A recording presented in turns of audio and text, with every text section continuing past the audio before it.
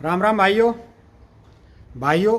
भारत सरकार के एक नए फरमान से इस गरीब और किसान विरोधी सरकार का एक और बदसूरत चेहरा सामने आया है। आइए आपको जानकारी देता हूं कैसे भारत सरकार अपने नागरिकों का सुख चैन छीनकर अपनी पार्टी के फाइनेंसर और झूठी शान को बचा रही है। आपको याद है भारत का बुलेट ट्रेन प्रोजेक्ट, लगभग 500 किलोमीटर का बुलेट ट्रेन रूट जिसकी मंजूरी 2017 में दी गई थी। इस प्रोजेक्ट की कीमत है लगभग 1,10,000 करोड़। फिर से बोलता हूँ, 1,10,000 करोड़। यह प्रोजेक्ट भी गुजरात को दिया गया, जहाँ के अहमदाबाद और मुंबई के बीच इसे बनाया जाना है, जिसके लिए भारत सरकार ने जापान से लगभग 89,000 करोड़ रुपए लोन लिया है, वो भी 50 साल के लिए। मतलब बुलेट ट्रेन अगले 50 साल जापान में गिरवी रहेगी। अहमदाबाद IIM जो गुजरात में ही है, उसकी एक स्टडी के अनुसार इस प्रोजेक्ट की कीमत के हिसाब से इसे चलाने और यह लोन चुकाने के लिए मुंबई और अहमदाबाद के बीच प्रतिदिन 100 ट्रिप लगानी पड़ेंगे, और इन 100 ट्रिप में 88,000 से लेकर 1,18,000 यात्री हर रोज लाने पड़ेंगे, और हर यात्री को एक तरफ से 3,000 रुपये की टिकट लेनी पड़ेगी।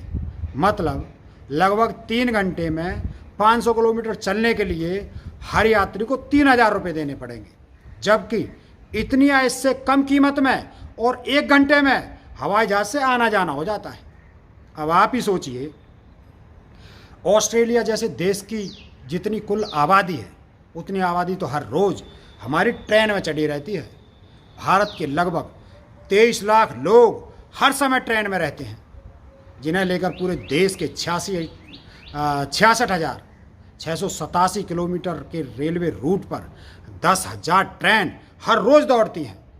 इतने बड़े देश में इस समय 1 लाख करोड़ की ट्रेन लेने की क्या ज़रूरत है, जिसमें टिकट ही कम से कम 3,000 रुपये की होगी। क्या हम और आप जैसे भारत की 90% जनता यह टिकट खरीद सकती है? जिस देश में अभी भी 10 रुपये की टिकट खरीदते हैं, उनके देश को 50 साल के लिए कर्ज में दबा देना क्या अन्याय नहीं है? मोदी सरकार तो कभी भी चली जाएगी, लेकिन देश पर कर्ज 50 साल बना रहेगा।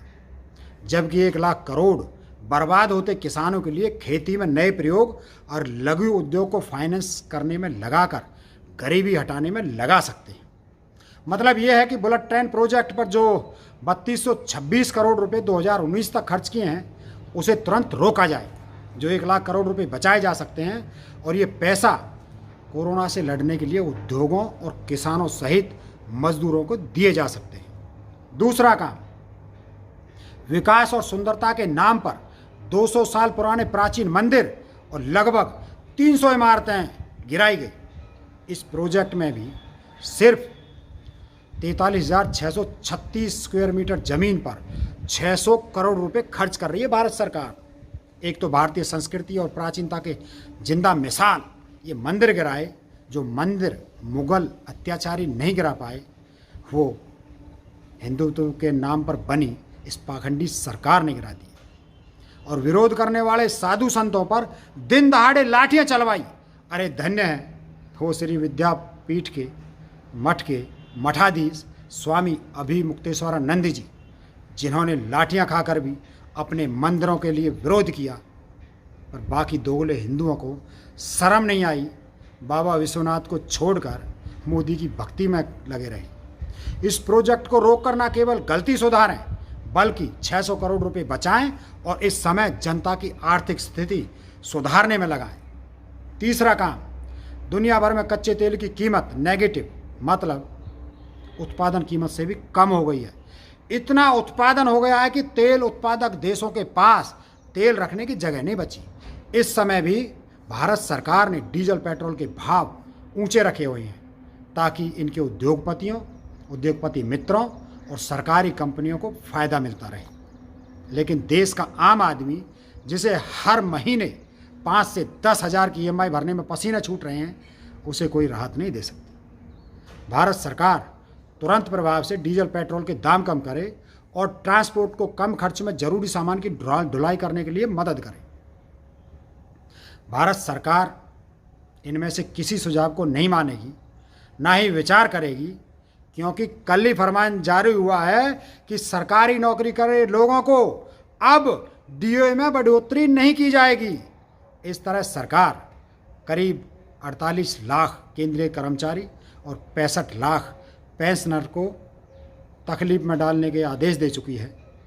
यह डीए बचाकर कुल 37,530 करोड़ रुपए की बचत करेगी यदि राज्य सरकारें भी महंगाई भत्ता रोक कर 2021 का कर्मचारियों को नहीं देती हैं तो 82,566 करोड़ रुपए तक की बचत होगी। कुल मिलाकर केंद्र और राज्यों के स्तर पर इसे 1,20,000 करोड़ रुपए की बचत कर सकते हैं। अब सवाल ये है कि 1,10,000 करोड़ का गैर जरूरी और 50 साल के लिए जापान के कर्ज तले दबाने वाली बुलेट ट्रेन जरूरी है या आम जनता के घर की दाल रोटी। बनारस में भारतीय संस्कृति और हिंदू धर्म के 200 साल पुराने मंदिर गिराकर, प्राचीन शिवलिंगों को नाली में फेंककर, मंदिरों में बुलडोजर चलाकर, विरोध करने वाले संतों पर लाठियां चलाकर मंदिरों की जगह 600 करोड़ से लग्जरी बिल्डिंग बनाना जरूरी है या भूख से तड़प रहे बच्चों को रोटी देना जरूरी है। दुनिया भर में पेट्रोल डीजल के रेट जमीन पर गिर गए, फिर भी डीजल पेट्रोल को महंगी कीमत पर बेचकर सरकारी खजाने भरना जरूरी है या कोरोना से लड़ने के लिए ट्रांसपोर्टेशन सस्ता करना जरूरी है। जवाब आप तय कीजिए। धन्यवाद। जय हिंद, जय जवान।